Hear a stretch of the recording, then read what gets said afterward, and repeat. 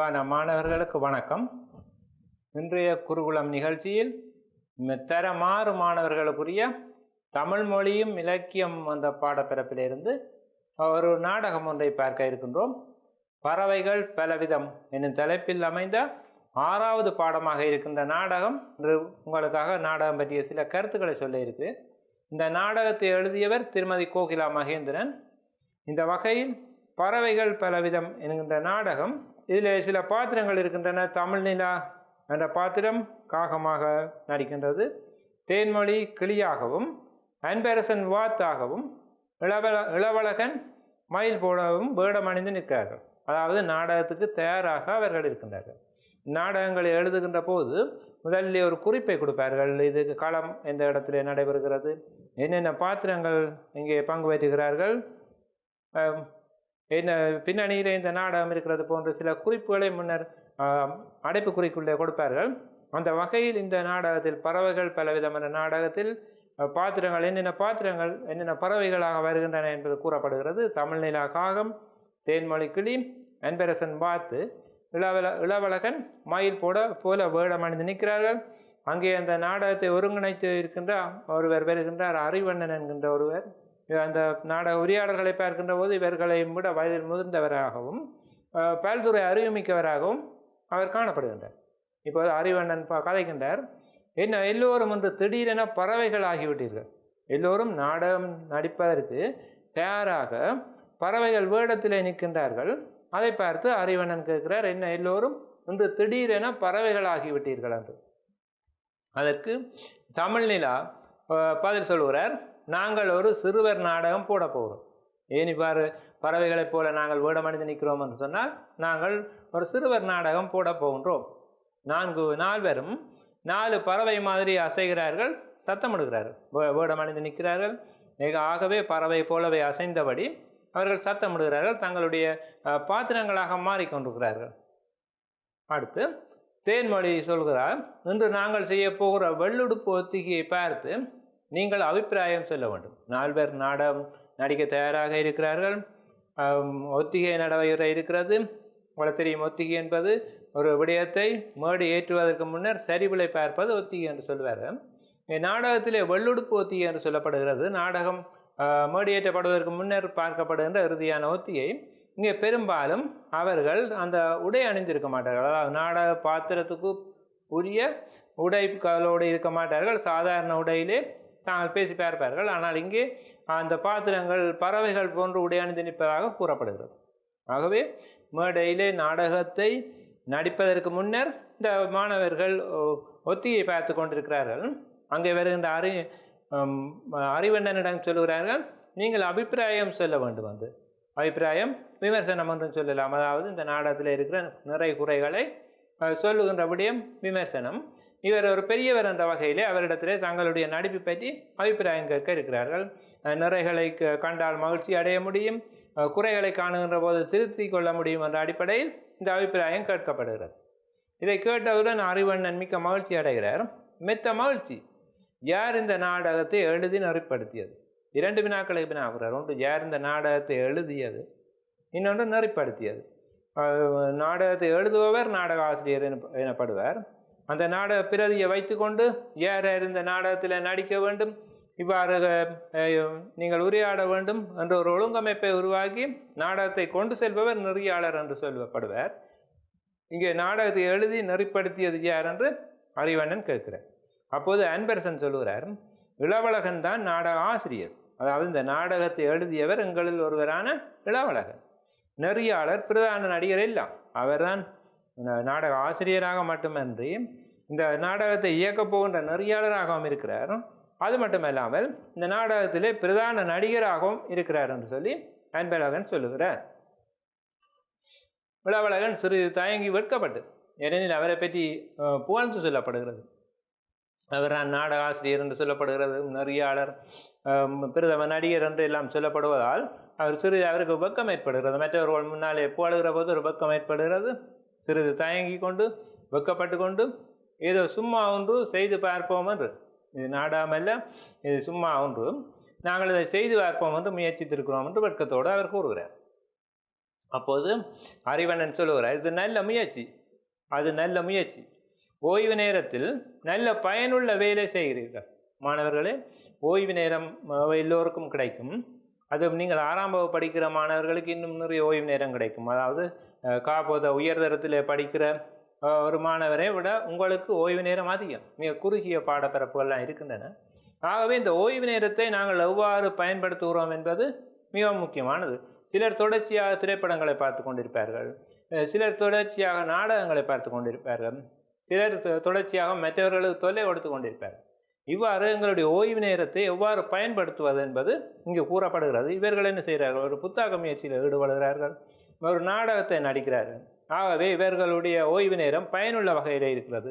நாங்கள் வீட்டு தோட்டம் செய்து எங்களுடைய ஓய்வு நேரத்தை பயன்படுத்தலாம்.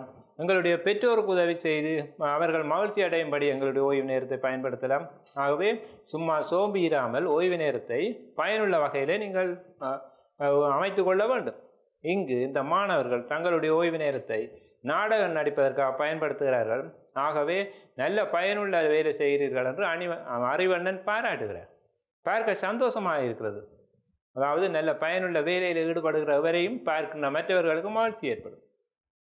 ஒப்பனை எல்லாம் முடிந்ததா என்று சொல்லி அறிவண்ணன் கேட்கிறார். அதாவது இவர்கள் பறவைகளாக தங்களை வீடம் அணிந்து தயார்படுத்தி கொண்டிருக்கிறார்கள். அப்படி என்றால் நீங்கள் ஒப்பனையெல்லாம் செய்து முடிந்து விட்டீர்களா என்று அறிவண்ணன் கேட்கிறார். அப்போது தமிழ்நிலா சொல்லுகிறார், இன்னும் கொஞ்சம் வேலை இருக்கிறது. ஒப்பனை பெரும்பகுதி முடிந்து விட்டது, இன்னும் ஒரு சிறு பகுதி எனக்கு வேலை இருக்கிறது என்று அவர் சொல்லுகிறார். தேன்மொழி, அதுவரை நாங்கள் இந்த பறவைகளை பற்றியே அண்ணாவிடமிருந்து ஏதும் பிடுங்கலாம். ஒப்பனை ஒரு முடிகிற கட்டத்தில் வந்து விட்டது. நாடகத்தை நாங்கள் துவங்க ஒரு கொஞ்சம் நேரம் இருக்கிறது. அதற்குள் நாங்கள் பறவைகளாக நடிக்கப் போகிறோம். ஆகவே இந்த பறவைகளை பற்றி எங்களுக்கு தெரியாத விடயங்களை இந்த அறிவண்ணனிடமிருந்து பெற்றுக்கொள்ளலாம், பிடுங்கலாம். பேச்சு வழக்கு சொல்லி இவரிடமிருந்து ஏதாவது பிடுங்கலாம் என்றால் இவரிடத்திலிருந்து தகவல்களை நாங்கள் பெற்றுக்கொள்ளலாம் என்பது அதை குறிக்கிறது. அறிவண்ணன் அப்போது பறவையை பற்றி கேட்கின்றபடியால் முதலாவது கேள்வியாக கேட்கின்றார், பறவைகளுக்கு எத்தனை கால்? சாதாரண ஒரு கேள்வி போல இருக்கும். பறவைகளுக்கு எத்தனை கால்? அங்கே ஒரு ஆசிரியர் கற்பித்து கொண்டிருக்கின்றார். அங்கே இருந்த ஒரு மாணவன் என்ன செய்கிறாருன்னா அடிக்கடி சத்தமிட்டு கொண்டு இருக்கார், குழப்படி செய்து கொண்டிருக்கிறார். அவனுடைய சத்தமிடுறதை பார்த்தா ஆசிரியர் அவன் குலைக்கிறது போல குலைப்பதாக தெரிகிறது. அப்போ ஆசிரியர் சொன்னார், அவனை எழும்பு என்று சொல்லி போட்டு கேட்டார், நாய்க்கு எத்தனை கால் என்று. அவன் இலகுவான கேள்விதானே என்று நினைத்து கொண்டு நாய்க்கு 4 கால்கள் என்று சொல்லி சொன்னேன். அப்போ ஆசிரியர் திருப்பி கேட்டார், அப்போ நாய்க்கு 4 கால் என்றால் உனக்கே 2 கால் வந்திருக்கிறது. ஏனெனில் அவன் செய்த வேலைகள் நாய் போன்ற வேலைகளாக இருந்தன. இங்கே அறிவண்ணன் கேட்கிறார், பறவைகளுக்கு எத்தனை கால்? அன்பரசன் சொல்லுகிறான், இதே என்ன பால்குடி பிள்ளையை கேட்கும் கேள்வி. நீங்கள் ஒரு 6ஆம் வகுப்பு மாணவர்களை போல இருக்கிறது. நீங்கள் கேள்வி கேட்பதென்றால் அந்த தகுதிக்குரிய கேள்வியை கேட்க வேண்டும். ஒரு சாதாரண 2 வயது பிள்ளையோ இல்லை 1 வயது பிள்ளையை கேட்டால் கூட சொல்லக்கூடிய, அதாவது பால்குடி பிள்ளையை சிறிய பிள்ளையை கேட்குற கேள்வி 2 கால் தானே என்று சொல்லி அன்பரசன் சொல்லுகிறான். அப்போ இளவழகன் சொல்லுகிறான், இல்லை 4 கால். இப்போ ஒரு கருத்து முரண்பாடு வருது. ஒருவர் 2 கால் என்று சொல்லுகிறார், இன்னொருவர் 4 கால்கள் என்று சொல்லுகிறார். அறிவண்ணன் சொல்லுகிறார், பார்த்தீர்களா, உங்களுக்குள்ளேயே கருத்து வேறுபாடு வந்துவிட்டது. அதாவது நீங்கள் ஒரே வகுப்பு மாணவர்கள், ஒரே வயதானவர்களாக இருக்கிறீர்கள். ஆனால் பறவைகளுக்கு எத்தனை கால் என்பதிலே உங்களுக்குள்ளே ஒரு வேறுபாடு இருக்கிறது. பறவைகள் பறத்தலுக்காக சிறப்படைந்த ஊர்வன, அவையும் ஊர்வனமாகத்தான் இருந்தன. ஆனால் இப்போது பறப்பதற்காக அவைகளினுடைய உடல் பகுதிகளில் சில சிறப்பான மாறுதல்கள் ஏற்பட்டிருக்கின்றன. பறவைகள் பறத்தலுக்காக சிறப்படைந்த ஊர்வன. அவற்றின் முன்னங்கால்களே இறக்கைகளாக மாறியுள்ளன. ஊர்வனமாக அவை ஊர்ந்து திரிகின்ற காலத்திலே 4 காலையும் பயன்படுத்தின. இப்போது பறப்பதற்காக மாறுகின்ற போது அவற்றுடைய முன்னங்கால்கள் 2 இறக்கைகளாக மாறியுள்ளன. ஆகவே அவற்றுக்கு 4 கால் என்று இளவழகன் சொன்னது அர்த்தமுள்ள பதில்தான். ஏற்கனவே 2 கால்கள் இருக்கின்றன, 2 இறக்கைகள் இருக்கின்றன பறப்பதற்காக. அந்த இறக்கைகளும் முன்னங்கால்களாகவே இருந்தன. ஆகவே இந்த 2 கால்களுடன் அந்த இறக்கைகளுக்குரிய 2 கால்களையும் சேர்த்தால் 4 கால்கள் வருகின்றன என்று அவர் அறிவண்ணன் விளக்கம் அளித்தார். அப்போது தமிழ்நிலா தேன்மொழி காதில் ஏதோ ஒரு இரகசியம் சொல்லுகிறான். இவர்கள் இந்த கால்களை பற்றி கதைத்து கொண்டிருக்கின்ற போது அதில் நடிக்கிற 2 பெண் பிள்ளைகள் நடிக்கிறார்கள். அதில் ஒருவர் மற்றவருடைய காதில் ஏதோ ஒரு இரகசியம் சொல்லுகிறார். அப்போ அறிவண்ணன் கேட்டார், என்னவாம் தமிழ்நிலா தான் ஏதோ இரகசியம் சொல்லியிருக்கிறாள், அவள் என்ன உன்னுடைய காதுக்குள்ளே சொன்னான் என்று கேட்டார். அப்போ தேன்மொழி சொல்லுகிறாள், கிளிக்கு பல்லு இல்லையா, நடிக்கும் போது பல்லை காட்டி சிரிக்காமல் நடிக்கட்டான். அவர்கள் நகைச்சுவையாக பேசுகிறார். அதாவது கிளிக்கு பற்கள் இல்லை, மனிதர்கள் நடிக்கின்ற போது ஏதாவது நகைச்சுவை யாருன்னு சொன்னால் சிரிப்பார்கள், அப்போது பல்லு தெரியும். ஆக கிளிக்கு பல்லு இல்லை, அதனுடைய நீ பல்லை காட்டாமல் சிரி என்று சொல்லி, அல்லது பல்லை காட்டி சிரிக்காமல் நடி என்று சொல்லி சொல்லுகிறேன். இந்த இடத்துல எனக்கு ஒரு கதை ஞாபகம் பெறுகிறது. ஒருவர் ஒரு கிளியை வளர்த்தார். அந்த கிளிக்கு ஒரு வாக்கியம் தான் பேச பழகினார். அதில் என்ன சந்தேகம், எதை கேட்டாலும் அந்த கிளி அதில் என்ன சந்தேகம் என்று தான் சொல்லும்.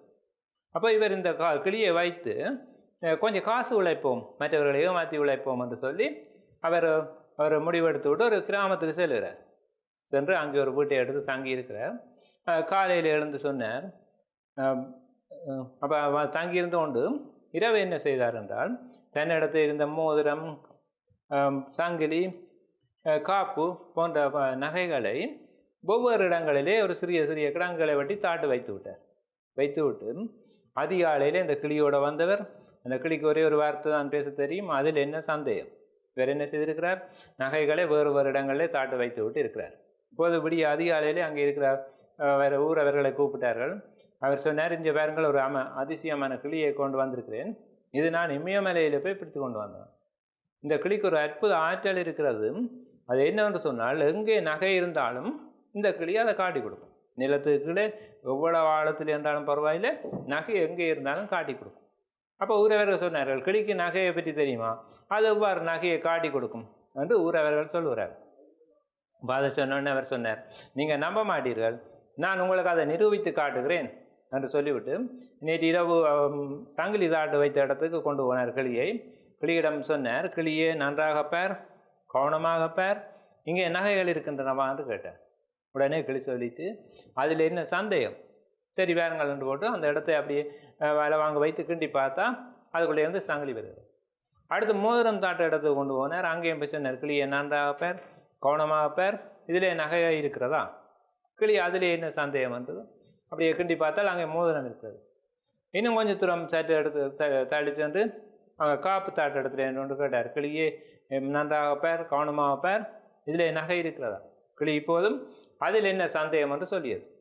அவர் நகையை எடுத்துக்கொண்டு ஊரவர்கள்ட்ட சொன்னார், பார்த்தீர்களா, நான் சொன்னேன், நீங்கள் நம்பவில்லை, எனக்கு இன்றைக்கு 1 லட்சம் ரூபாய்க்கு மேற்பட்ட பணம் வந்திருக்கிறது. இந்த அற்புத கிளி எங்கெங்கே நகை இருக்குது என்று நான் காட்டி தந்தபடியாக நான் இவ்வளோ காசை உழைத்து கொண்டு வருகிறேன் என்று விட்டு அவர் போய் தன்னுடைய வீட்டிலே இருந்தார். அந்த ஊருக்குள்ளே ஒரு பணக்காரன் இருந்தான். அவன் பார்த்தான், இப்படி நான் கஷ்டப்பட்டு ஒரு வியாபாரமாக செய்து காசு உழைப்பதை விட இந்த கிளியை வாங்கினால் நான் நகைகளை எடுத்து விற்று பெரும் பணக்காரனாகலாம், என்ன விலை என்றாலும் கொடுத்து வாங்குவோம் என்று அவனிடத்தை போனேன்.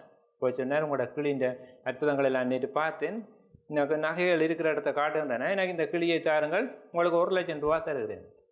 அப்போ அவன் சொன்னான், 1 லட்சம் ரூபாய் விற்கிறதுக்கு நான் என்ன மடையன் என்று நினைத்தீர்களா, நேற்று நான் எடுத்த நகையை 1 லட்சத்துக்கு மேலே, இப்படி ஒவ்வொரு நாளும் நான் நகை எடுப்பேன், ஆகவே இதை நான் 1 லட்சத்துக்கு தர மாட்டேன் என்று இருவருமாக சண்டை பிடித்து இறுதியாக 10 லட்சம் ரூபாய்க்கு அந்த கிளியை அவர் இடத்துல கொடுத்து விட்டு இவர் காசையும் வாங்கி கொண்டு ஊரை விட்டு போய்விட்டார். இப்போ அந்த செல்வந்தருக்கு பெரிய சந்தோஷம், நகைகளை காட்டுகிற கிளி இருக்கிறது.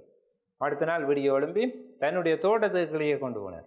அவன் சொன்னது போலேயே சொன்னேன், கிளியே நன்றாக பார், கோணமாக பார், இதிலே நகை இருக்கிறதா என்று கேட்டார். கிளி அதில் என்ன சந்தேகம் என்று சொல்லியது. அவருக்கு மிக்க மகிழ்ச்சி. அங்கே நில வாங்கினாலே பெரிய துவாரம் துளை இடுகிறார், கிண்டி கிண்டி கடைசியில் கிணத்து நீர் கூட வந்து விட்டது, ஆனால் இந்த நகையும் கிடைக்கவில்லை, பிழைத்து விட்டது ஒரு முறை. இது ஏதோ தற்செயலாக நடந்ததுன்னு சொல்லி 2வது இடத்துலையும் கொண்டு போய் கிளியை வைத்து கேட்டார், கிளியை நன்றாக பார், கவனமாக பார், இதில் ஏதும் நகை இருக்கிறதா. கிளி சொல்லியது, அதில் என்ன சந்தேகம். இப்போது இங்கும் கிடங்குகின்றார், பெரிய கிடங்கு கிண்டி ஆயிட்டு எந்த நகையும் கிடைக்கவில்லை. இப்போது அவருக்கு விளங்கிவிட்டது, அவன் தன்னை ஏமாற்றி விட்டு தான் சென்றிருக்கிறான் என்று. தனக்கு தானே சொன்னார், நான் பேயன் தானே என்று சொல்லி தனக்கு தானே சொன்னார். அதை கேட்டுக்கொண்டிருந்த கிளி சொன்னது, அதில் என்ன சந்தேகம் என்று. இவ்வாறு சில கதைகள் இருக்கின்றன. நாங்கள் இப்போது இந்த கிளியினுடைய பகுதிக்கு வருகிறோம். கிளிக்கு பல் இல்லையா, ஆகவே பல்லை நடிக்கும்போது பல்லை காட்டாமல் நடிக்கட்டாமல் என்று சொல்லப்படுது. அப்போ அறிவண்ணன் சொல்லுகிற, இருவரும் சிரிக்கிறார்கள், ஏனையோடும் சிரிக்கிறார்கள். அதாவது ஒரு நகைச்சுவை அங்கே சொல்லப்பட்டிருக்கிறது, அவர் சிரிக்கிறார். அறிவண்ணன் சொல்லுகிறார், பறவைகளுக்கு பொதுவாக பல் இல்லை என்பது உண்மை. பறவைகளுக்கு பல் இல்லை, உங்களுக்கும் தெரியும், எல்லோருக்கும் தெரியும், அது உண்மை, பொதுவான உண்மை. ஆனால் ஆதியில் சில பறவைகளுக்கு பல் இருந்திருக்கிறது. முந்தி பல ஆயிரக்கணக்கான வருடங்களுக்கு முன்னர் இருந்த சில பறவைகளுக்கு பல் இருந்ததாக தகவல்கள் கிடைக்கின்றன. முக்கியமாக ஆர்கியோப்டெரிக்ஸ் என்ற இந்த பறவை இப்போது இல்லை, அதற்கு பல் இருந்தது என்று கூறப்படுகிறது. அதாவது பறவைகளுக்கு பொதுவாக பல் இல்லை என்றாலும் மிக நீண்ட காலத்துக்கு முன்னர் ஆதியிலே இருந்த பறவையிலே ஆர்கியோப்டெரிக்ஸ் என்ற பறவை இருக்குது, அதற்கு பல் இல்லை என்று சொல்லி அறிவண்ணன் ஒரு புதிய தகவலை சொல்லுகிறார். நீங்கள் கவனமாக ஞாபகத்தில் வைத்திருக்கணும். நாடக நடிக்க தயாராக இருக்கிறார்கள். அந்த வேளையில் அறிவண்ணன் வருகிறார். அவரிடத்திலே அந்த நாடகம் தொடங்கும் வரை நாங்கள் பறவைகள் பற்றி சில விடயங்களை பிடுங்கலாம் என்று சொல்லி இவர்கள் மாணவர்கள் முயற்சிக்கிறார்கள். அவர்களுக்கு முதலாவது விடயம் தரப்பட்டு 2 விடயங்கள் தரப்பட்டிருக்கின்றன. ஒன்று, பறவைகளுக்கு 4 கால்கள். இரண்டாவது, பறவைகளுக்கும் பற்கள் இருக்கின்றன என்ற 2வது விடயம் சொல்லப்படுகிறது. அடுத்து தமிழ்நிலா அடுத்த விடயத்தை பிடுங்க முயல்கிறாள். தமிழ்நிலா பறக்காத பறவைகளும் இருக்கின்றன வாண்ணா. பறவை என்றால் காரண பேர் என்று சொல்லுகிறோம், பறக்கிறபடியால் பறவை என்று சொல்லுகிறோம். அப்படியானால் பறக்காத பறவைகளும் இருக்கின்றனவா என்று தமிழ்நிலா கேட்கிறார். அப்போது அறிவண்ணன் சொல்லுகிறார், இருக்கின்றனவே. ஆப்பிரிக்காவின் தீக்கோழி அது பறக்க மாட்டாது. தென் அமெரிக்காவின் எமு என்ற பறவை அது பறக்க மாட்டாது. ஆஸ்திரேலியாவின் கசோவரி என்ற பறவை அதுவும் பறக்க மாட்டாது. நியூசிலாந்தின் கிவி ஆகிய பறவைகள் பறப்பதில்லை. அவைகள் பறவை என்று தான் அழைக்கிறோம், ஆனால் பறக்க மாட்டாவை. எந்தெந்த நாட்டில் என்னென்ன பறவை பறக்காது என்ற விவரத்தை அறிவண்ணன் கொடுக்கிறார். ஆப்பிரிக்காவில் இருக்கிற தீக்கோழி பறக்க மாட்டாது, தென் அமெரிக்காவில் இருக்கிற எமு பறவை பறக்க மாட்டாது, ஆஸ்திரேலியாவின் கசோவரி பறவை பறக்க மாட்டாது, நியூசிலாந்தின் கிவி பறவை பறக்க மாட்டாது. அப்படியானால் இவை எவ்வாறு இடம் மாறுகின்றன என்று பார்த்தால் இவை ஓடுகின்ற பறவைகளாக இருக்கும். தீக்கோழியெல்லாம் மிக வேகமாக ஓடக்கூடிய ஒரு பறவையாக இருக்கிறது. இவை பறக்க முடியாத காரணத்தால் வேகமாக ஓடுகிற ஆற்றலை இவை பெற்றிருக்கின்றன. தேன்மொழி, அப்படியானால் எங்கள் நாட்டு பறவைகள் எல்லாம் பறக்கும் இல்லையா? அப்போ வேறு வேறு நாடுகளில் சொல்கிறீங்க பறக்காத பறவை இருக்கண்டு, எங்கள் நாட்டு பறவை பறக்காத பறவை என்று எந்த பறவையினுடைய பெயரை நீங்கள் சொல்லவில்லை. அப்படியா இருந்தால் எங்கள் நாட்டு பறவைகள் எல்லாம் பறக்கும் அல்லவா என்று சொல்லி தேன்மொழி கேட்டார். நீங்கள் நன்றாக பறந்து அடிக்கலாம். அப்போ அவர் சொல்கிறார், நீங்கள் பறக்க முடியாத பறவைகள் இல்லை, நீங்கள் மயில் வாத்து முதலிய பறவைகளாக வேடம் போட்டுருக்கிறீர்கள், எல்லாம் பறக்கிற பறவை, ஆகவே நீங்கள் பயப்படாமல் பறந்து நடியுங்கள் என்று நகைச்சுவையாக சொல்லுகிறார். அடுத்த கேள்வி அது ஆன்பர்சனாலே கேட்கப்படுகிறது. பறவைகளில் பெரியது எது?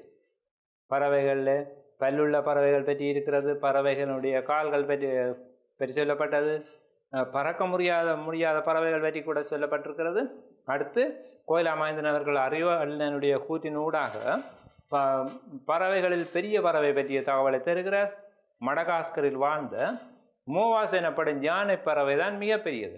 விலங்குகளில் மிகப்பெரியது யானை என்று சொல்லுகிறோம். ஆகவே அந்த பறவையும் மிகப்பெரிய பறவைக்கு யானை பறவை என்றும் ஒரு பெயர் வைத்திருக்கிறார்கள். அதனுடைய பெயர் மோவாஸ். அது மடகாஸ்கரிலே வாழ்கிறது. நாடுகளும் தரப்பட்டு பறவைகள் அங்கங்கே வாழுகின்றன என்ற பெயர்களும் தரப்படுகின்றன. ஆகவே இந்த யானை பறவை மடகாஸ்கரில் வாழ்ந்தது. சில நூற்றாண்டுகளுக்கு முன் இது அழிந்து விட்டது. பல்வேறு இயற்கை சூழல்கள் என்று எத்தனையோ பறவை இனங்களை நாங்கள் இழந்து கொண்டிருக்கிறோம். இது பொலித்தீன் போன்றவற்றை பயன்பாடு, மற்றது எங்களுடைய மிகையான ஒலிகள், அது மட்டுமல்ல தொலைபேசியினுடைய கதிர்வீச்சுகள் போன்றவற்றால் பல வகையான பறவைகள் நாங்கள் சின்ன வயதில் இருந்தபோது இருந்து அழகாக பாடிய ஒலி எழுப்பிய பறவைகள் பல இன்று எங்கள் முன் இல்லாமல் போயிருந்தன. அந்த வகையில் மடகாஸ்கரில் வாழ்ந்த மோவாஸ் என்ற பறவை அதுவும் மிகப்பெரிய பறவை, ஆனால் சில நூற்றாண்டுகளுக்கு முன்னால் அது அழிந்து போயிட்டது. இதன் முட்டையோடுகள் சில இன்றும் குழந்தைகளின் குளிக்கும் தொட்டிகளாக பயன்படுகின்றன. அப்போ நாங்கள் யோசிப்பேன், சில வழி சும்மா தகவலாக இருக்குமான்ட்டு. இல்லை, அவற்றினுடைய முட்டையோடுகள் இருக்கின்றன. அவை குழந்தைகள் குளிக்கிற தொட்டிகளாக பயன்படுகின்றன. இப்போ முட்டையே ஒரு தொட்டியாக பயன்படும் என்றாலும் அந்த பறவையினுடைய எவ்வளோ பெரிதாக இருக்கும் என்பதை நீங்கள் கற்பனை செய்து பார்க்கலாம். இப்போ இளவழகன் பறக்காத பறவை பற்றி ஒரு ஞாபகம் பெறுகிறது. அவன் கேட்குறான், பெண்குவினும் பறப்பதில்லை தானே, ஏமு பறக்காது, தீக்கோழி பறக்காது என்று பலவற்றை சொன்னீர்கள், பெண்குவின் பறவையும் பறப்பதில்லை தானே என்று இளவழகன் சொல்லுகிறான். இப்போதும் அந்த அடிக்கு வாழுகின்ற பெண்குவினும் பறக்க முடியாத பறவை தானே என்ற ஒரு வினா எழுப்பப்பட்டிருக்கிறது. அதற்கு அறிவண்ணன் பதில் சொல்லுகிறார், அந்த அடிக்கில் நீர்வாழ்வுக்கு சிறப்படைந்த பறவை பெண்குயின். அந்த அடிக்கா கண்டம் குளிர்ச்சியான கண்டம், அங்கே பனிமலைகள் சூழ்ந்த ஒரு இடம், அங்கே இருக்கிற பெண்குயின் பறவைகள் நீரிலே வாழ்வதற்காக சிறப்படைந்திருக்கின்றன. அதன் முன்னன்கால்கள் துடுப்புகளாக மாறி நீந்தவதாகின்றன. நாங்கள் முதலில் பார்த்தோம், உயிர் வாழ்வன நகருயிர்கள் 4 கால்களை உடையனமாக இருந்தன. அவற்றுள் சில முன்னங்கால்கள் இறக்கைகளாக மாறி பறக்க தொடங்கின பறவைகளாயின. இந்த பென்குயின் பறவைகளுடைய முன்னங்கால்கள் அவை வாழுகின்ற சூழலுக்கு ஏற்ற வகையில், நீர் நிறைந்த சூழலுக்கு ஏற்ற வகையில் துடுப்புகளாக மாறி இருக்கின்றன. பறவைகளுக்கு இறக்கைகளாக மாறியதற்கு பதிலாக பென்குயின் பறவையினுடைய முன்னங்கால்கள் துடுப்புகளாக மாறி இருக்கின்றன. எனவே அவை துடுப்புகளாக மாறி நீந்த உதவுகின்றன. ஆகவே இப்போ அவற்றுக்கு பறக்க முடியாது, ஏனென்றால் அது துடுப்புகளாக இருக்கின்றன, அவற்றை கொண்டு பறக்க முடியாது என்பதை இங்கே கூறப்படுகிறது. அப்போ தமிழ் நிலாக இருக்கிறால் பறவைகள் எவ்வளவு தூரம் பறக்கும்? ஒரு அருமையான வினா. எவ்வளவு தூரம் பறவைகள் பறக்கும்? இதற்குரிய அறிவண்ணனுடைய பதிலை அடுத்து பார்ப்போம். அறிவண்ணன் சொல்கிறார், குடிபெயர்தலின் போது அவை நீண்ட தூரம் பறக்கின்றன. அதாவது தாங்கள் வாழுகின்ற பிரதேசத்திலே இருக்கின்ற சூழல் வெப்பநிலை போன்றவை மாறுகின்ற போது, வாழ முடியாத போது அவை வேறு தமக்கு பொருத்தமான சூழல் நிலவுகின்ற இடத்துக்கு செல்லுகின்றன. தங்களுடைய இனப்பெருக்கத்துக்காக இன்னொரு இடத்துக்கு செல்லுகின்றன, முட்டையிடுவதற்காக இன்னொரு இடத்துக்கு செல்லுகின்றன. இவ்வாறு செல்லுகின்ற போது சில பறவைகள் நீண்ட தூரம் பறக்கின்றன. ஆட்டுக்ரேன் என்ற பறவை பாதகமான காலநிலையில் ஆர்டிக் வட்டத்திலிருந்து ஐரோப்பா ஆப்பிரிக்காவின் கரையோரம் வழியே, அதாவது ஆர்டிக் பிரதேசத்தில் இருக்கிறது. இப்போது அதுக்கு பொருத்தமற்ற ஒரு காலநிலை இருக்கிறது. ஆகவே இந்த தான் வாழ்ந்த இதுவரை காலம் வாழ்ந்த காலநிலையுடைய ஐரோப்பா ஆப்பிரிக்கா கரையோரம் போன்றவற்றை அது தேடி செல்கிறது. தென் அத்லாந்திக் பிரதேசங்களை செல்கிறது. இவ்வாறு ஆர்டிக்கிலிருந்து தென் அத்லாந்திக் பிரதேசங்களை செல்வதற்கு 25,000 மைல்களை கடந்து செல்கிறது. மனிதர்களால் கூட விமானங்கள் இல்லாமல் செல்ல முடியாத மிக பெரிய நீண்ட பகுதி, அதாவது 25,000 மைல்கள் இவற்றை கடந்து தென் அத்லாந்திக் பிரதேசத்தில் செல்லுகின்றன. ஆகவே அதிகூடிய நீண்ட தூரம் பறக்கக்கூடிய பறவை ஆட்டுக்ரேன் என்று இங்கே அறிவண்ணன் கூறுகிறார். அடுத்து இளவலன் சொல்லுகிறார், பறவைகளில் ஆண் அழகானது, மனிதர்களும் அப்படித்தான், அதுதான் என்னை ஆண் மயிலாக நடிக்கப்பட்டிருக்கிறார். பறவைகளை எடுத்து பாருங்கள், கோழி, சேவல் அழகானது. அதே போல் மயில் எடுத்து பாருங்கள், ஆண் மயில் அழகானது. எல்லா பறவைகளிலும் ஆணினம் அழகாக இருக்கிறது. விலங்குகளிலும் பார்த்தால் ஆட்டினை விட கடா அழகாக இருக்கிறது, பசுவை விட எருது அழகாக இருக்கிறது. விலங்குகளிலே அப்படித்தான் படைக்கப்பட்டிருக்கிறது. ஆனால் சில பேர் சொல்லுகிறார்கள், மனிதர்களிலே மட்டுமே ஏன் வித்தியாசமாக படைக்கப்பட்டிருக்கிறது என்றும் சொல்பவர்களும் இருப்பார்கள். அது உங்களுடைய கருத்துக்களை பொறுத்தது. அப்போ இப்போ இளவலன் சொல்லுகிறார், பறவைகளிலே ஆண் தான் அழகானது, மனிதர்களிலே ஆண்கள் தான் அழகானவர்கள். அதுதான் என்னை ஆண் மயிலாக நடிக்கப்பட்டிருக்காரு. 2 காரணம். ஒன்று, நான் அழகாக இருக்கிறேன். இன்னொன்று, பறவைகளிலே அழகானது ஆண் இனம். ஆகவே மற்ற பறவைகள் பெண் பறவைகளாக நடிக்கின்ற போது நான் ஆண் மயிலாக நடிக்கப்பட்டிருக்கார்கள் என்று அவர் சொல்லுகிறார். அப்போது தேன்மொழி சொல்கிறாள், யார் விட்டது? தானே எடுத்துக்கொண்டது. இவர் அழகானவர், அழகான ஆண் மயிலாக நடிக்க வேண்டும் என்று மற்ற ஏனைய 3 பேரும் சேர்ந்து இவரை நியமிக்கவில்லை. இவர் தானே அழகாக இருக்கிறார் என்ற எண்ணத்தில் தானாகவே இந்த பாத்திரத்தை எடுத்துக்கொண்டுகிறார் என்று சொல்லி தேன்மொழி நக்கலாக சொல்லுகிறது, கூறப்படுகிறது. யார் விட்டது? தானே எடுத்துக்கொண்டது. அறிவண்ணன் ஒரு தத்துவம் சொல்லுகிறார், என்னை பொறுத்தவரை பிரபஞ்சத்திலே எல்லாமே அழகுதான். ஏனெனில் இறைவனுடைய படைப்புன்னு சொல்லுகிறோம் உலகம். ஆகவே இறைவனால் படைக்கப்பட்ட விடயங்கள் எல்லாம் அழகானவை தான். அழகும் அழகின்மையும் பார்ப்பவர்களுடைய கண்ணுகளை பொறுத்தது. முக்கியமாக ஒரு விடயத்தை அறிவண்ணன் சொல்லுகிறார், அழகின்மை என்பது பார்ப்பவர்களுடைய கண்களை பொறுத்தது.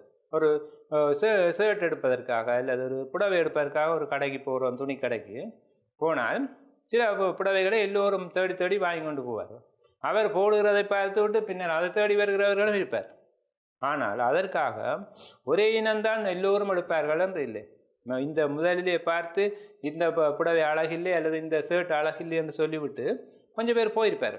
ஆனால் இந்த ஷர்ட் தான் எனக்கு வேண்டும் என்று தேடி வருபவர்களும் இருக்கிறார்கள். அல்லது இந்த புடவை தான் எனக்கு வேண்டும் என்று தேடி பெருமையோடு எடுத்து செல்பவர்களும் இருக்கிறார். இதேபோல் அங்கே சில இடங்களிலே பெண்கள் அழகான பெண்களை தேடி திருமணம் செய்வார்கள். இவ்வாறு செய்கின்ற போதும் சிலர் அந்த வட்டத்துக்குள்ளே பெறாமல் தவறுதலாக விடப்பட்டிருப்பார்கள். அவர்களை கவனத்தில் எடுக்கப்படாமல் இருப்பார். ஆனால் திடீரென்று பார்த்தால் வெளிநாட்டில் இருந்து ஒருவர் வந்து, நான் இப்படியான பெண்ணைத்தான் நான் எதிர்பார்க்கிறேன் என்று அவர் திருமணம் செய்து கொண்டு போவார்.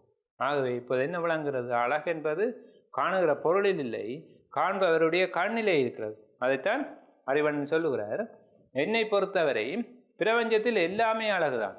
அழகும் அழகின்மையும் பார்ப்பவர்களுடைய கண்களை பொறுத்தது என்று சொல்லுகிறார். அன்பரசன் கேட்கிறார், கண் எல்லோருக்கும் ஒரே மாதிரி தானே தொழிற்படும். எல்லோருக்கும் கண் இருக்குது, ஆனால் தொழிற்படுகிற விடயங்கள் வேறு. ஒரு தெரு ஓரத்தில் 4 பேர் போய் கொண்டிருந்தால் தெருக்க தாங்க வீதியால் செல்லினா தெருவின் கரையில் அங்கால இருக்கிற விடயங்களை பார்த்து கொண்டு போகிறார். ஒருவருக்கு தாய் தன் குழந்தைக்கு அன்போடு உணவு ஊட்டுவது கண்ணில் படும். பாருங்கள், அந்த அம்மா பிள்ளைக்கு எவ்வளோ அன்பாக உணவு ஊட்டுறான்னு சொல்லுவேன். இன்னொருவருக்கு இன்னொரு தாய் தன் குழந்தைக்கு அடிப்பது கண்ணில் படும். அங்கே பாருங்க, அந்த தாய் அடிக்குது. இவ்வாறு ஒவ்வொரு காட்சிகள் இருக்கின்றன. ஆனால் அவரவருடைய கண்ணுக்கேற்றவாய்தான் விடயங்கள் அவர்கள் மனத்திலே படும். ஆகவே இப்போது அழகு இல்லாமல் ஒன்றாக இருந்தால் எல்லோருடைய கண்ணும் ஒன்று தானே, எல்லோருக்கும் ஒரே மாதிரி தானே தெரியும் என்று சொல்லுகிறார். சரி, அவரவர் மன விசாலத்துக்கு ஏற்ப, அறிவு விருத்திக்கு ஏற்ப அழகு வேறுபடும். அவர் கேட்டார், எல்லோருக்கும் கண் ஒரு மாதிரி தானே இருக்குது, ஆகவே அழகு ஒரே மாதிரி தானே தெரிய வேண்டும் என்ற அடிப்படையில் அவருடைய கேள்வி அமைந்தது. அதுக்கு அறிவண்ணன் சொல்லுகிறார், கண் எல்லோருக்கும் ஒரே மாதிரி தான், ஆனால் அது அந்த கண் பார்க்கிற விடயங்கள் அவரவருடைய மன விசாலத்துக்கு ஏற்றவர், எவ்வாறு அவர் மனம் விரிவடைந்திருக்கிறது என்பதை பொறுத்து. அது மட்டுமில்லாமல் அறிவு விருத்திக்கு மேற்ப அழகு வேறுபடும். ஒருவர் சொல்வார் கல்வி கற்றவர் தான் அழகு, கல்வி அழகு அழகு என்று ஒருவர் பாடுவார். இன்னொருவர் சொல்வார் செல்வந்தான் அழகு, செல்வந்தன் தான் அழகு என்று சொல்வார். இன்னொருவர் சொல்வார் முயற்சி உடையவன் ஏழை விவசாயி என்றாலும் தனக்கென்று தானே உழைத்து உண்கிறவன் அழகு என்று சொல்வார். அப்போ அவர்களுடைய மனப்பாங்குக்கு ஏற்ற வகையில் தான் இந்த அழகு வேறுபடும் என்று ஒரு தத்துவம் இங்கே சொல்லப்படுகிறது. தமிழில் சொல்லுகிறான், அண்ணா திடீரென ஞானியாகிவிட்டார். பறவைகளை பற்றி பேசிக்கொண்டிருந்த அறிவண்ணன் திடீரென்று ஞானியாகிவிட்டார். அவர் சொல்கிறார், கடவுள் உலகத்தில் எல்லாம் அழகுதான், அவரவருடைய பார்வைக்கு ஏற்ற வகையில் தான் இந்த அழகு வேறுபடும் என்று சொல்லி கூறுகின்ற போது அவருடைய அந்த தத்துவத்தை வழி பார்த்து அவர் ஞானியாகி விட்டார் என்று சொல்லப்படுது. அறிவண்ணன் சொல்லுகிறார், இறைவனின் படைப்பில் எல்லாமே அழகானவை என்பதை நம்ப மறுப்பவன் கடவுளை இல்லை என்பவன் நாத்தியன். கடவுள் இருக்கிறான்னு நம்பினா கடவுள் படைத்த எல்லாவற்றையும் அழகாகத்தான் படைத்திருப்பார். ஒன்றை அழகாகவும் இன்னொன்றை அழகில்லாமலும் படைத்திருக்க மாட்டான். அப்போ கடவுள் எல்லாவற்றையும் அழகாக படைத்தான் என்று நம்ப மறுத்தால் அவன் கடவுளே இல்லை என்று சொல்லுகிறான், நாத்திகனாகத்தான் இருப்பான். கடவுள் இருக்கு என்று சொல்லுகிற ஆத்திகனாக இருக்க மாட்டான் என்பதை குறிப்பாக அவர் சொல்லுகிறார். அப்போ இளவலகன் சொல்லுகிறான், பறவைகள் வானத்தில் எவ்வித கவலையுமின்றி பறந்து திரிவதைப் போல நாங்களும் கொஞ்ச நேரம் சந்தோஷமாக இந்த நாடகத்தை நடிப்போம். கதையை முடிவு கொண்டு வர இருப்பேன். பல இடமெல்லாம் சுற்றி திரிந்து பல பறவைகளை பற்றி எல்லாம் கதைத்து முடிந்து இளவலகன் இப்போ நாடகத்தை நோக்கி கதையை கொண்டு வரார். அது ஒரு முக்கியமான விடயம், பறவைகள் வானத்தில் விதவித கவலையுமின்றி பறந்து திரிவதை போல. பறவைகளை பாருங்களேன், இந்த சந்தோஷமாக இருக்குது. பரீட்சையை படிக்க வேணும் என்ற இன்னும் விடயம் இல்லை, என்ற நிர்பந்தம் இல்லை. இந்த புத்தகத்தில் இருக்கிற பறவைகள் பல விதம் என்ற இந்த பாடத்தில் இருக்கிற விடயங்களை பாடமாக கொண்டு வந்த நிர்பந்தம் இல்லை. இந்த பாடத்தில் இருக்கிற வினாக்களுக்கு விடை எழுதி கொண்டு சென்ற ஆசிரியருக்கு நாளை காட்ட வேண்டும் என்ற நிர்பந்தம் இல்லை. இப்போ எந்த நிர்பந்தமும் பறவைகளுக்கு இல்லை.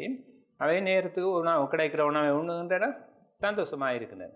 ஆகவே இளவலகன் சொல்கிறான், பறவைகள் வானத்தில் எவ்வித கவலையுமின்றி பறந்து திரிவதைப் போல நாங்களும் கொஞ்ச நேரம் சந்தோஷமாக இந்த நாடகத்தை நடிப்போம். அதாவது எந்தவித கவலைகளும் இருக்கலாம், அவர் எல்லாத்தையும் மறந்து விட்டு சந்தோஷமாக நாடகத்தை நடிப்போம் என்று எங்கிருந்து துவங்கினார்களோ அந்த இடத்திற்கு உரையாடலை திருப்பி கொண்டு வருகிறான். அடுத்து அறிவண்ணன் சொல்கிறார், இப்படி பறவைகள் பறந்து திரிகிறது என்று சொன்னால், சந்தோஷமாக பறந்து திரிகிறது என்று சொன்னால், மனிதர்களிடத்தில் சில இருக்கிற அந்த மனிதர்களிட துன்பத்துக்கு காரணமான சில விடயங்கள் பறவைகளில் இல்லை. ஆகவே தான் அவை சந்தோஷமாக இருக்கின்றன. பறவைகளுக்கு சுயநலம் இல்லை.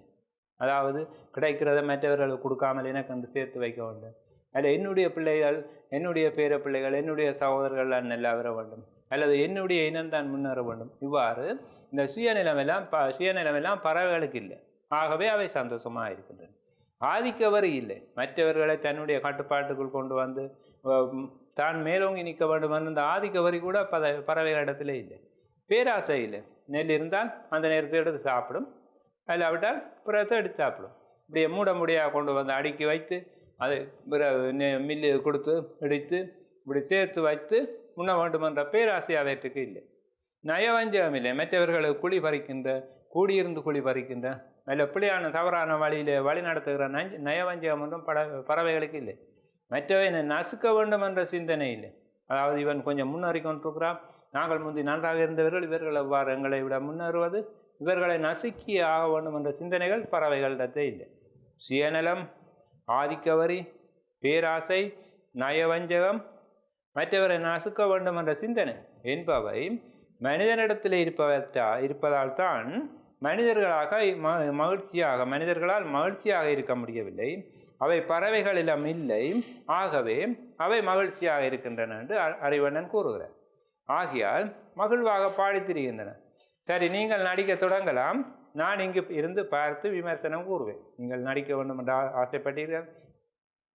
பல்வேறு பறவைகளினுடைய வேடத்தோடு வேடவுடைய ஒப்பனையோடு இங்கே நிற்கிறீர்கள். ஆகவே நீங்கள் நடியுங்கள். நான் இங்கிருந்து பார்த்து விமர்சனம் கூறுவேன். விமர்சனம் என்றால் அந்த கலை படைப்பினுடைய நிறைகளையும் குறைகளையும் எடுத்து கூறுவது. நாடகம் ஆரம்பமாகிறது. அறிவண்ணன் கதிரையில் அமர்ந்து பார்த்து கொண்டிருக்கிறார். அவர்கள் நடிக்கிறார்கள், இவர் வந்து பார்த்து கொண்டிருக்கிறார். இனி நாங்கள் அரும்பதங்களில் எடுத்து பார்ப்போம். வெள்ளெடுப்பு ஒத்திகை என்று இருக்க வேண்டும். வெள்ளெடுப்பு ஒத்திகைன்னா முதலில் பார்க்கும் ஒத்திகை என்றும் இருக்கிறது. அதற்குரிய நாடகத்துக்குரிய வேட உடைகளை அணியாமல் செய்கின்ற ஒத்திகையாகவும் அதை நாங்கள் பார்க்கலாம். ஒப்பனை, அலங்காரம், பாத்திரத்துக்கு ஏற்ற வகையில் அவர்களை அலங்கரிப்பது. பிரபஞ்சம், உலகம். ஞானி, முற்றும் துறந்தவர், ஆசைகள் பந்தங்கள் போன்றவரை துறந்தவர் ஞானி. நாத்தியன், கடவுள் இல்லை என்று கூறுபவன் நாத்தியன். கடவுள் இருக்கிறார் என்று கூறுபவன் ஆத்தியன். இவ்வாறு அரும்பதங்கள் தரப்பட்டிருக்கின்றன. அடுத்து வினாக்களுக்கு செல்வோம். முதலாவது, இப்பாடப்பகுதியில் குறிப்பிடப்பட்டுள்ள பறவைகள் எவை? அது முதலாவது வினா.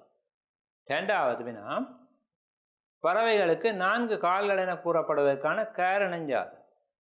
மூன்றாவது வினா, இதில் கூறப்படும் நாடுகளையும் அந்நாட்டுக்குரிய பறவைகளையும் குறிப்பிடு. நாடுகள் சொல்லியிருக்கிறார்கள், இன்னென்ன நாடுகளில் என்னென்ன பறவை இருக்கிறதுன்னு சொல்லுவார். மோவாஸ் பறவையின் முட்டையோடு எதற்கு பயன்படுகிறது என்பது 4வது வினா. மிகப்பெரிய பறவை என்று பார்த்தோம், யானை பறவை என்று பார்த்தோம். அதனுடைய முட்டையோடு எதற்காக பயன்படுகிறது என்று அவர் கட்டுரையிலே நாடகத்தில் சொல்லப்பட்டிருக்கிறது. அது எதற்காக என்று கேட்கப்படுகிறது. இறுதி, இவ்வுரையாடல் மூலம் நீர் பெறும் படிப்பினை யாது என்பது கூறப்படுகிறது. மாணவர்களே, நான் முதலாவது கேள்விக்குரிய விடையை பார்ப்போம். முதலாவது கேள்வி என்னவென்றால், இந்த நாடகத்தில் இடம்பெற்ற பறவைகள் எவை என்பது முதலாவது வினா. ஆகவே முதலாவது வகைப்படுத்திய அந்த பறவைகளை பார்க்கலாம். முதலாவது காகம், கிளி, மயில், வாத்து என்று 4 பறவைகள் கூறப்பட்டிருக்கின்றன. இந்த காகத்தை பற்றி பார்க்கின்ற போது எனக்கு ஒரு ஞாபகம் வருகிறது. நான் அந்த ஒலி குறிப்பு சொற்களை ஒரு வகுப்பிலே படிப்பித்துக் கொண்டிருந்தேன். காகம் கரையும், மயிலாகவும், இவ்வாறு கொஞ்சம் பறவைகளுடைய சத்தங்களை சொல்லி கொண்டிருந்தேன். அப்போ அங்கே இருந்த ஒரு மாணவன் கேட்டான், சார் காகம் என்ன செய்யும் என்று சொன்னீங்க சார்? காகம் கரையும் என்று நான் சொன்னேன்.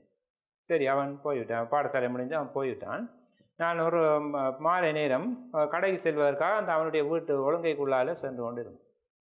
அப்போ அந்த மாணவன் ஒரு காகத்தை எடுத்து தண்ணீருக்குள்ளே தோய்த்து எடுத்து கொண்டிருந்தான்.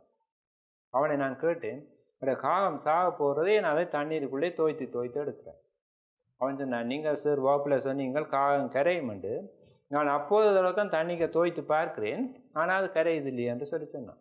எனவே இந்த கற்பிக்கிற விடயங்கள் சிலர் தவறாக விளங்கிக் கொள்வதற்கு ஒரு நல்ல உதாரணம். பார்ப்போம். இனி நாங்கள் வினாவுக்கு வருவோம். இங்கு கூறப்பட்ட பறவைகள் முதலாவது நாடக பாத்திரங்களாக 4 பறவைகளுடைய பெயர்கள் தரப்பட்டிருக்கின்றன. காகம், கிளி, மயில், வாத்து 4 பாத்திரங்கள் அங்கே நடிப்பதற்கு தயாராக இருக்கின்றார்கள். 4 பாத்திரங்களின் பெயர்கள் தரப்பட்டிருக்கிறது. இன்னும் ஆர்கியோப்டெரிக்ஸ் என்ற ஒரு பறவை கூறப்பட்டிருக்கிறது. அது பல்லுள்ள பறவை முற்காலத்தில் இருந்தது என்று கூறப்பட்டிருக்கிறது.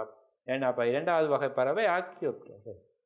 3வது பறக்காத பறவைகளுடைய பெயர்கள் தரப்பட்டிருக்கின்றன. தீக்கோழி, எமு, அசோவரி, கிவி, பெண்குவி. இந்த பறவைகளுடைய பெயர்களும் நாடகத்தில் இருக்கின்றன. இவை பறக்காத பறவைகள் என்ற வகையிலே சொல்லப்பட்டிருக்கின்றன. மோவாஸ் என்ற பறவை பற்றி அடுத்து கூறப்பட்டிருக்கிறது. அது பெரியது, யானை பறவை என்று சொல்லுகிறார்கள். அதனுடைய முட்டையை எடுத்து குழந்தைகள் நீர் குடிக்கிற தொட்டியாக பயன்படுத்துகிறார்கள் என்று கூட சொல்லப்பட்டது. அடுத்து நீண்ட தூரம் பறக்கின்ற ஒரு பறவையினுடைய பெயர் சொல்லப்பட்டது. ஆட்டுப்ரேன் என்ற பறவை நீண்ட தூரம் பறக்கும். கிட்டத்தட்ட 25,000 மைல்களை தாண்டி பறக்கும் என்பது கூறப்பட்டு. முதலாவது வினாவுக்குரிய விடை இத்தனை பறவைகளும் சொல்லப்பட்டிருக்கின்றன. விளக்கங்கள் நான் பக்கத்தில் எழுதியிருக்கிறேன். நீங்கள் பறவைகளுடைய வேறு எழுதினால் மட்டும் போதுமானது. இனி 2வது வினாவுக்கு வருவோம். பறவைகளுக்கு 4 கால்கள் என்று சொல்லப்படுவதற்கான காரணங்கள் அவை. பறவைகளுக்கு 2 கால்கள் இருக்கின்றன. ஆனால் நாம் முற்காலத்திலே அந்த இருந்த முன்னங்கால்கள்லாம் இப்போது இறக்கைகளாக மாறி இருக்கின்றன. ஆகவே இந்த இறக்கைகளுக்குரிய மூலம் முன்னங்கால்கள். இப்போ இருக்கிற பின்னங்கால்கள் இரண்டையும் முன்னங்கால்கள் இரண்டையும் சேர்க்கின்ற போது பறவைகளுக்கு 4 கால்கள் இருக்கின்றன என்று சொல்லப்படுகிறது. அடுத்த 3வது வினா பறவைகளையும் அவை காணப்படுகின்ற நாடுகளையும் தருகிறது. முதலாவது தென் அமெரிக்காவில் எமு என்ற பறவை இருக்கிறது, பறக்காத பறவை என்று சொல்லப்பட்டது. ஆஸ்திரேலியாவிலே கசோவரி என்ற பறவை இருக்கிறது. நியூசிலாந்திலே கிவி என்ற பறவை இருக்கிறது. இவையெல்லாம் பறக்காத பறவை. மடகாஸ்கரில் மோவாஸ் என்ற பறவை இருக்கிறது. மடகாஸ்கர் என்று சொல்லப்பட்டு அங்கு மோவாஸ் இருப்பதால் சொல்லப்படுது. ஆப்பிரிக்காவில் இருக்கின்ற பறக்க முடியாத பறவை ஆகிய தீக்கோழி பற்றி அடுத்து சொல்லப்படுகிறது. எங்கே தென் அமெரிக்காவில் இருக்கிற பறவை பற்றி சொல்லப்பட்டிருக்கிறது, ஆஸ்திரேலியாவில் இருக்கிற பறவை பற்றி சொல்லப்பட்டிருக்கிறது, அருகிலே இருக்கிற நியூசிலாந்தில் உள்ள பறவை, மடகாஸ்கரில் இருக்கிற பறவை, ஆப்பிரிக்காவில் உள்ள பறவைகள் பற்றி நேரடியாக இந்த நாட்டில் இந்த பறவைகள் இருக்கின்றன என்று சொல்லப்படுது. இவை நம் நாட்டு பறவைகள் என்று நாடகத்தில் குறிப்பாக நம் நாட்டு பறவைகள் எல்லாம் பறக்கும், நீங்கள் நன்றாக பறந்து நடிக்கலாம் என்று சொல்லப்படுகிறது. அவை நம் நாட்டு பறவைகள் என்று குறிப்பாக கூறப்பட்ட 4 பறவைகளும் காகம், கிளி, மயில், வாத்து என்பனவாகும். அடுத்து இந்த பறவையினுடைய முட்டை எதற்காக பயன்படுத்தப்படுகிறது என்ற ஒரு கேள்வி வினா இடம்பெற்ற 4வது வினா, அதாவது குழந்தைகள் குளிக்கின்ற தொட்டியாக பயன்படுகிறது என்பது அதற்குரிய விடையாகும். அடுத்த 5வது வினாவுக்கு செல்வோம். இந்த நாடகத்தின் மூலம் கூறப்படுகிற படிப்பினைகள் அவை. முதலாவது, இறைவன் படைப்பிலே எல்லாமே அழகுதான். அதாவது தத்துவ ஞானியாக நீங்கள் மாறிவிட்டீர்கள் என்று அந்த பிள்ளைகள் சொல்லுகிற அளவுக்கு கூறப்பட்ட அந்த தத்துவம் அல்லது படிப்பினை, இறைவனுடைய படைப்பிலே எல்லாமே அழகுதான். ஆகவே ஒன்றை அழகின்மை என்று இன்னொன்றை நாங்கள் கூற முடியாது. 2வது, அது குறிப்பாக சொல்லுகிறபடியும் பறவைகள் மகிழ்ச்சியாக இருக்கின்றன. ஆகவே அதுக்கு என்ன காரணம்? மனிதர்களிடத்தில் இருக்கிற சில பண்புகள், தீய பண்புகள் பறவைகளிடத்தில் இல்லாமல் இருக்கிறபடியால்தான் அவை மகிழ்ச்சியாக இருக்கின்றன என்று கூறப்படுகிறது. இந்த கூற்றின் மூலம் சுயநலம், ஆதிக்கவரி, பேராசை, நயவஞ்சம் முதலியவை இல்லாவிட்டால் நாமும் பறவைகள் போல மகிழ்ச்சியாக வாழலாம் என்பது கூறப்படுகிறது. இதுவும் இன்னொரு படிப்பினை தான். இவை இல்லாமல் நாங்கள் மகிழ்ச்சியாக இருப்போம் என்ற படிப்பினையும் இங்கு கூறப்படுகிறது. அடுத்து நான் மேலதிகமாக ஒரு வினா தருகிறேன். இங்கே நாடகம் ஒன்றை படித்திருக்கிறோம். அது ஆக்கத்திறனை நாங்கள் வெளிப்படுத்த வேண்டும். நாங்களும் ஒரு சிறிய நாடகத்தை எழுதி பார்க்கலாம். தற்பெருமை துன்பம் தரும் என்ற தலைப்பிலே ஒரு சிறிய நகைச்சுவை கதை ஒன்றை சொல்லுகிறேன். அதை நீங்கள் நாடகமாக எழுத முடியுமா என்று பாருங்கள். ஒரு காட்டிலே ஒரு சிங்கம் இருந்தது. அதுதான் ராஜா. அந்த சிங்கத்துக்கு இந்த காட்டுக்கு நீங்கள் தான் ராஜா என்று மற்ற விலங்குகள் கூறினால் அதை கேட்க சந்தோஷமாயிருக்கு. காட்டிலே ஒரு சிங்கராஜா இருந்தார். அவருக்கு இந்த காட்டுக்கு நீங்கள் தான் ராஜா என்று மற்றவர்கள் சொல்லுவதை கேட்பது மகிழ்ச்சியை தரும். நீங்கள் வடிவாக இருக்கிறீங்கன்னு சொன்னால் சந்தோஷம். நீங்கள் நல்லா படிக்கிறீங்கன்னு சொன்னால் சந்தோஷம். நீங்கள் பெரிய பணக்காரர்ன்னு சொன்னால் சந்தோஷம்.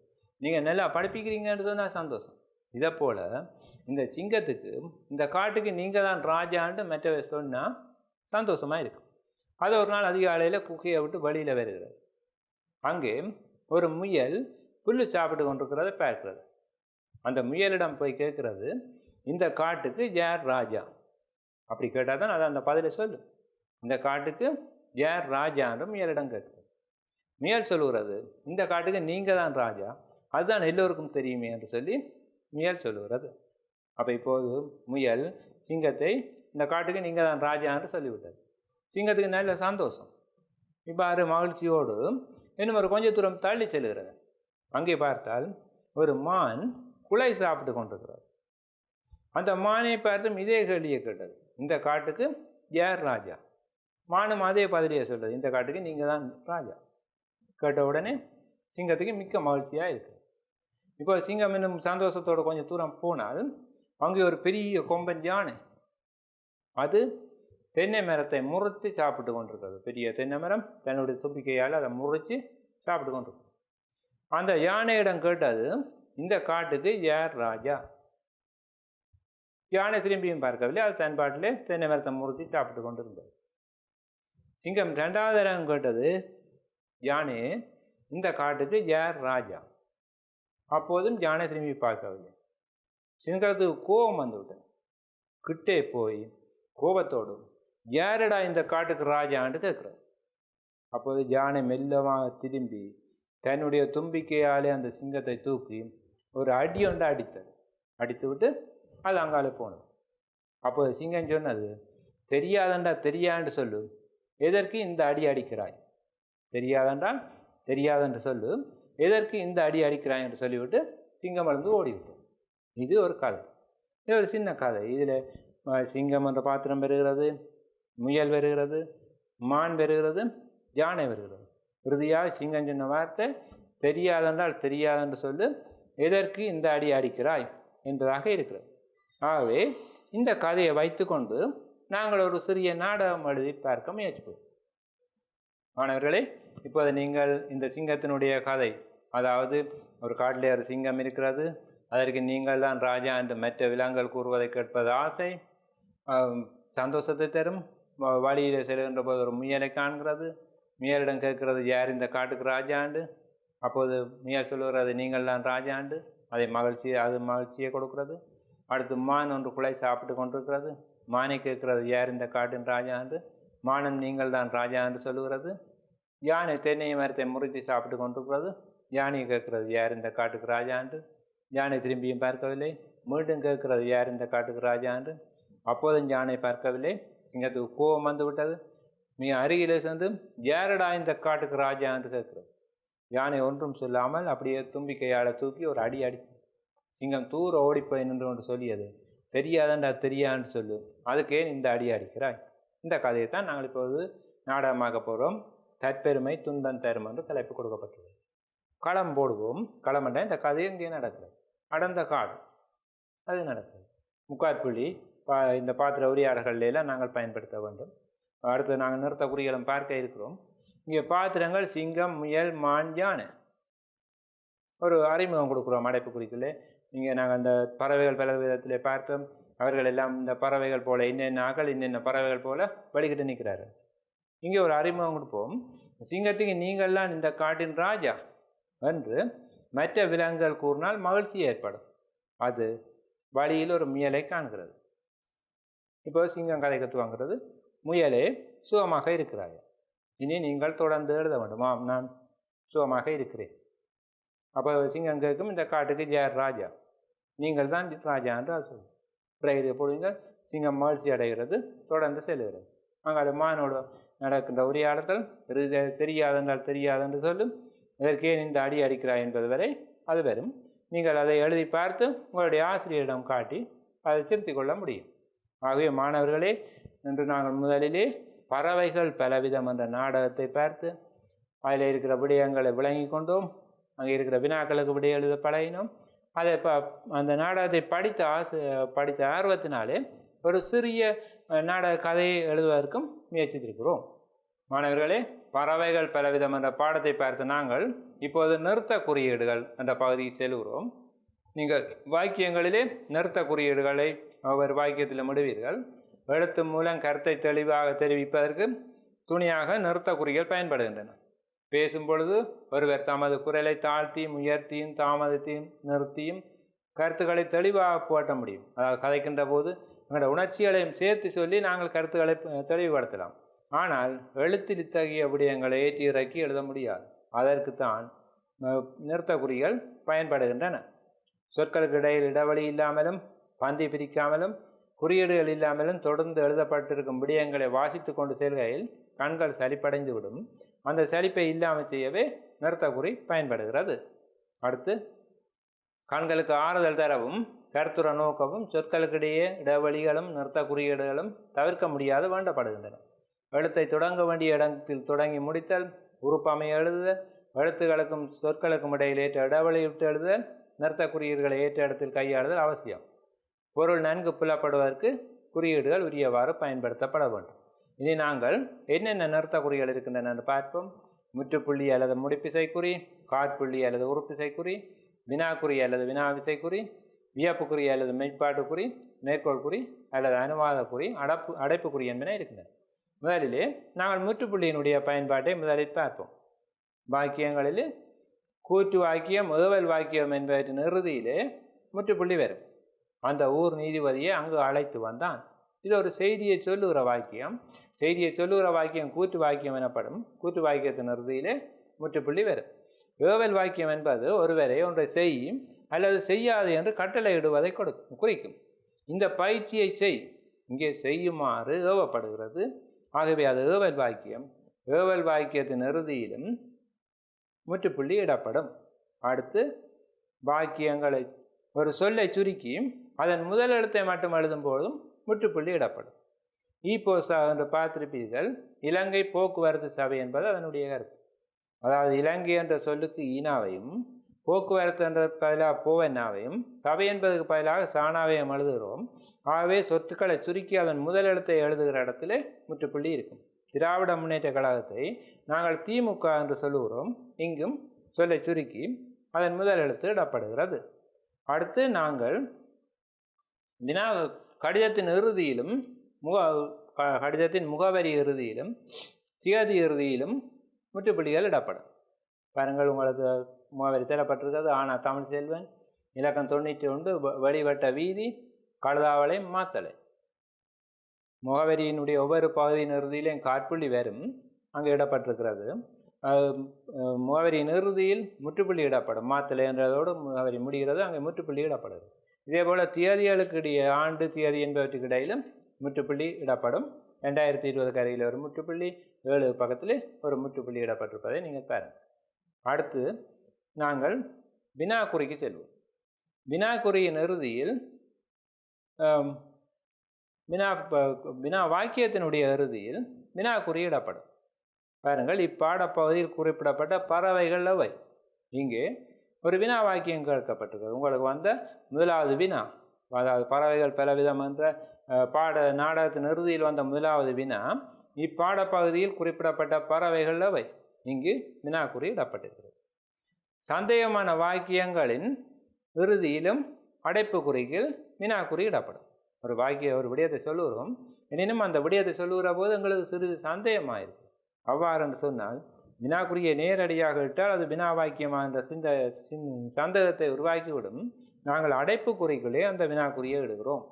COVID-19 நோய்க்கிருமிகளை உருவாக்கியது சீனா தான் என்கிறது அமெரிக்கா. அமெரிக்கா உறுதியாக குற்றஞ்சாட்டுகிறது சீனா தான் இதை உருவாக்கியது. ஆனால் சுகாதார அமைப்பு, ஐநா சபையினுடைய சுகாதார அமைப்பு சொல்கிறது இல்லை அது சீனாவில் என்று. இது ஒரு சந்தேகமான விடயம். ஆகவே COVID-19 நோய்க்கிருமிகளை உருவாக்கியது சீனா தான் என்கிறது அமெரிக்கா என்ற வாக்கியத்தின் நிறைவிலே அடைப்பு குறிக்குள்ளே ஒரு வினாக்குறி இட்டிருக்கிறோம். இது சந்தேகமான கருத்து என்பதை குறிக்க அந்த வினாக்குறி பயன்படுகிறது. அடுத்து மெய்ப்பாடு குறி, அதாவது ஒருவருடைய உணர்ச்சியை வெளிப்படுத்த மெய்ப்பாடு குறி பயன்படுத்தப்படும். உணர்ச்சியை வெளிப்படுத்தும் வாக்கியத்தின் இறுதியில் வரும். எவ்வளவு பெரிய மலை இங்கே ஒருவருடைய வியப்பை வெளிப்படுத்துகிறது. ஆகவே அங்கே ஆச்சரிய குறி அல்லது மெய்ப்பாட்டு குறி இடப்படுகிறது. எதிர்பார்த்த பதவி உயர்வு கிடைத்து விட்டது. ஒருவர் நீண்ட காலமாக பதவி உயர்வுக்கு எதிர்பார்த்து கொண்டிருக்கிறார், இப்போது அது கிடைத்து விட்டது. இங்கே மகிழ்ச்சியை வெளிப்படுத்தப்படுகிறது. ஆகவே அங்கே ஒரு வியப்பு குறி இடப்படுகிறது. இவனுக்கெல்லாம் வேலி ஒரு கேடு, இங்கே வெறுப்புணர்ச்சி வெளிப்படுத்தப்படுகிறது. அங்கேயும் ஒரு மெய்ப்பாட்டு குறி இடப்படுகிறது. அடுத்து நாங்கள் ஆ, ஓ, ஆகா, ஐயோ முதலிய உணர்ச்சிகளை வெளிப்படுத்துகிற இடைச்சொற்களை வாக்கியங்களை பயன்படுத்துகிறோம். அந்த உணர்ச்சிகளை வெளிப்படுத்துகின்ற இடைச்சொற்களின் பின்னரும் ஆச்சரிய குறி அல்லது மெய்ப்பாட்டு குறி இடப்படும். ஓ, இவ்வளவு அழகான பூக்கள்.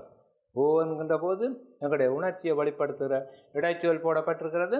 ஆகவே அங்கு நாங்கள் ஒரு ஆச்சரிய குறியை இடுகிறோம். இவ்வளவு அழகான பூக்கள், அந்த வாக்கியமும் உணர்ச்சியை தான் வெளிப்படுத்துகிறது. ஆகவே அங்கும் ஒரு ஆச்சரிய குறி அல்லது மெய்ப்பாட்டு குறி இடப்படுகிறது. ஐயோ எல்லாமே போய்விட்டனவே, ஐயோ உணர்ச்சியை வெளிப்படுத்துகிற ஒரு இடைச்சொல், அதன் பின்னாலே ஒரு ஆச்சரிய குறி. எல்லாமே போய்விட்டனவே என்ற ஒரு என்ற உணர்ச்சியை வெளிப்படுத்துகிற வாக்கியம், அதன் பின்னாலும் ஒரு வியப்பு குறி இடப்படுகிறது. துண்டு பிரசுரம் முதலியவற்றில் இடம்பெறும் உணர்ச்சிகரமான விழிப்பின் போது, சாதாரணமான விழிப்பின் போது காற்புள்ளி இடப்படுகின்றது. ஆனால் உணர்ச்சிகரமாக ஒருவரை விழிக்கின்ற போது அல்லது இறந்தொருவரை விழிக்கின்ற போது நாங்கள் ஆச்சரிய குறியை விடுவோம். அன்பான பொதுமக்களே, துண்டு பிரசுரங்களே இவ்வாறு விழிப்பு இடம்பெறும். அங்கு ஒரு ஆச்சரிய குறி. என் இரத்தத்தின் இரத்தங்களே ஆச்சரிய குறி இட வேண்டும். என் உயிரினம் இனிய உடன்பிறப்புகளே, இங்கே விழிப்பு இடம்பெறுகிறது. ஆகவே ஆச்சரியக்குறி இடப்படுகிறது. அடுத்து இறந்த ஒருவரை விழிக்கவும் நாங்கள் ஆச்சரியக்குறியை இடுவோம். ஒருவரை உயிரோடு இருக்கிற ஒருவரை விழிக்க காற்புள்ளி இடுவோம். ஆனால் இறந்த ஒருவரை விழிக்க வியப்புக்குறி இடப்படுகின்றது. நாவலரே, நீங்கள் இன்று இருந்திருந்தால் யாழ்ப்பாணத்தில் கொத்துரொட்டி கடைகள் வந்திருக்குமா? நாவலர் இறந்து விட்டார். அவரை விழித்து எங்களுடைய மன ஆதங்கத்தை சொல்லுகிறோம். ஆகவே அங்கே ஒரு ஆச்சரியக்குறி இடப்படுகிறது. வினாவாக இருப்பதால் வினாக்குறி. வாழ்த்துதல் வைதல் பொருளில் வரும் வாக்கியங்களின் பின்னரும் இந்த ஆச்சரியக்குறி இடப்படும். மணமக்கள் வாழ்க, தீயவர் அழிக. வேண்டல் விதித்தல் பொருளில் வரும் வாக்கியத்தின் பின் முற்றுப்புள்ளி வரும். இறைவா அருள் செய்க என்று சொல்லுகின்ற போது நாங்கள் இறைவனிடம் வேண்டுகிறோம். அங்கே முற்றுப்புள்ளி வருகிறது. 3 வினாக்களுக்கு விடை தருக என்கின்ற போது நாங்கள் விதித்தற் பொருளிலே வாக்கியத்தை பயன்படுத்துகிறோம். அங்கு முற்றுப்புள்ளி வருகிறது. வாழ்த்துதல் வைதல் ஆகிய பொருட்களில் வருகிற இடங்களில் மட்டும் ஆச்சரியக்குறி இடம்பெறும். ஆகவே மாணவர்களே, நாங்கள் இன்று முதலிலே பறவைகள் பலவிதம் என்ற நாடகத்தை பார்த்தோம். அதில் இருக்கின்ற விடயங்களை விளங்கி கொண்டு வினாக்களுக்கு விடை எழுத பழகினோம். ஒரு சிறிய கதையை சொல்லி அதை நாடகமாக எழுதுவதற்கு உங்களுக்கு பயிற்சி அளிக்கப்பட்டிருக்கிறது. இது கிடைத்த மிகுதி குறுகிய நேரத்தில் தெரிவு செய்யப்பட்ட சில நிறுத்த குறிகள் எவ்வாறு பயன்படுத்தப்பட வேண்டும் என்பது பற்றியும் கூறப்பட்டிருக்கிறது. இவற்றை கவனமாக கருத்திலே கொண்டு நீங்கள் வாக்கியங்களை ஆக்குகின்ற போதும் இலக்கியங்களை படைக்கின்ற போதும் இத்தகைய விடயங்களை கவனத்திலே கொள்ள வேண்டும் என்று கேட்டு விடைபெறுகிறேன். நன்றி.